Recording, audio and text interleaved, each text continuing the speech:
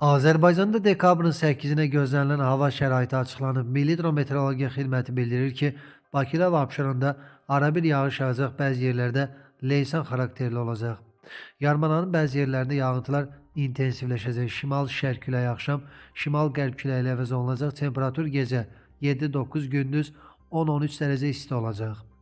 Naxçıvanda da sabah gün ərzində yağış və intensiv yağış gözlənilir. Temperatur 9-11 dərəcə isti olacaq. Azərbaycanın bir çox rayonlarında arabir yağış yağacaq, ayrı-ayrı yerlərdə yağıntılar intensiv olacaq, dağlıq ərazilərdə qar yağacaq. Gündüz yağıntıda fasilə olacaq. Bəzi yerlərdə duman gözlənilir, arabir güclənən qərb küləyi əsəcək. Temperatur gecə 2-7, gündüz 9-11 dərəcə isti, dağlarda gecə 0-4 dərəcə şaxta, gündüz 4-8 dərəcə isti olacaq.